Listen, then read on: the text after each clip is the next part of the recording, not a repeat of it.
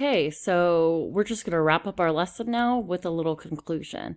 So I want to go over the key points of our lesson. So we talked today about the Big 6 research method. And so what that is the process. It's a series of steps that you follow in order to complete your research. So let's review those real briefly. So your first step 1, is you need to define your task. Okay, what are you responsible for doing? What are the requirements of this research project? You also need to identify your information that you're going to need. Do you need a specific number of journals, a specific number of books, a specific number of articles, and so on? Step 2, remember, was the information seeking strategies. This is how you are locating the information that you're looking for. Are you going to be using primary sources? Will you be using websites, articles, print books we have here in the library, and such? The second part of step 2 is that you need to evaluate your sources. Okay, you need to select the best ones for your needs. Not all the sources that you have located may be right for this particular assignment. So that's a process where you go through and you weed them out. You weed out the ones that you don't need. Step 3 is location and access. And what that means is you are going to locate your sources. You can do that by using our school library website. We're familiar with Destiny by now. And then you can also use other databases. I would recommend using the Gale for high school. Remember, we went over that in another lesson too. And additionally, you need to find the information within the sources that you are going to use. Are you using 2 chapters of one book? Are you using pages 6 and 7 of one article? So you're just locating the information within the sources that you've already found. Step 4 is use of information. That is where you actually interact with your sources. You're going to read, maybe you're listening to a song, maybe you're listening to an interview, maybe you're reading some interviews or primary source materials. In addition, you need to extract the relevant information. You need to determine what is important for your research needs and take notes on those. The next step number 5, is synthesis. This is where you organize your information. So this is where you would go through all of your notes and group it into categories or see how it fits together.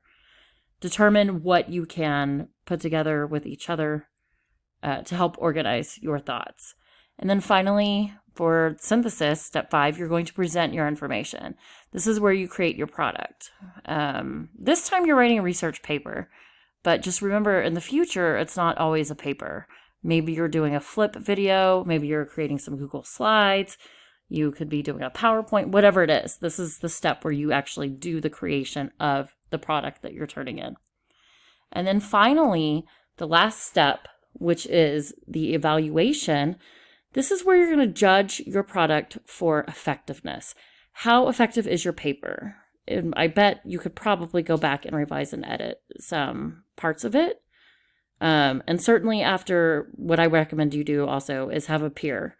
Have your peer look over it and say, I really like that part because, whatever. Or this part could use some refinement.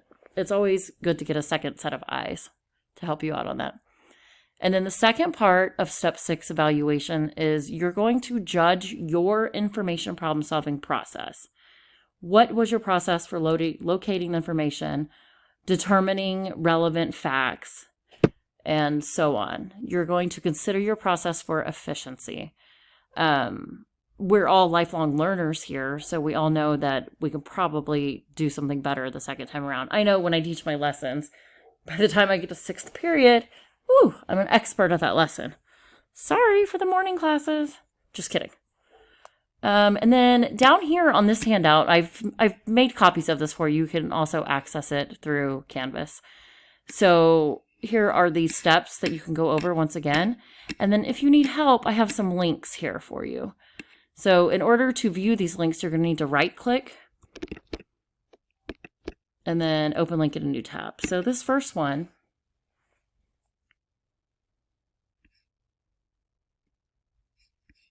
hold on one second. Oh my gosh.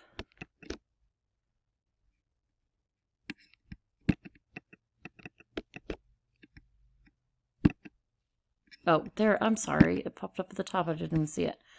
So I linked this high school's website for y'all because it has over here the 6 steps. And once again, it gives you a little bit more information than my handout did. And then you can also check the pages above for further explanation. And so there's just extra Big 6 resources for you there. Okay. So this is a video. It is separate from the other video that you've already watched to introduce the topic. I'm not going to play you the whole thing, but you can get some more information from that video. This website here is thebig6.org. So on this website, it once again will give you diagrams and learning more about the Big 6. And there's also the Super 3 that's for our younger friends down in elementary school. Okay, another resource you can use on the handout is, let me get this opened up.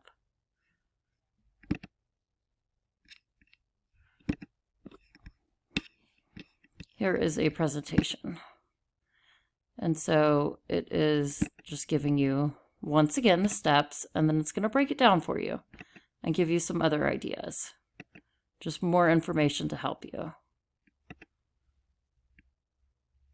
And so you can go through that yourself. And then our last resource we have here for you is a PowerPoint.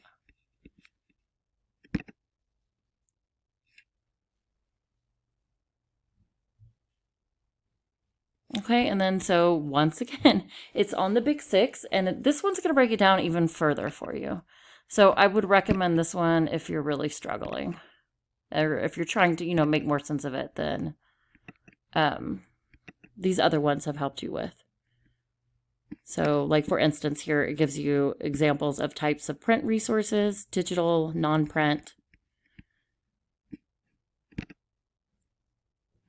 Okay, and then once again, it's just going through the steps and then giving some strategies to help you with.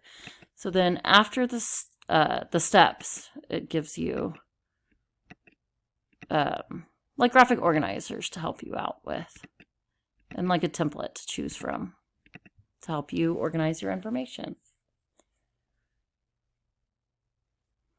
And that is it. Please let me know if you guys have any questions, and I look forward to working with you throughout this process.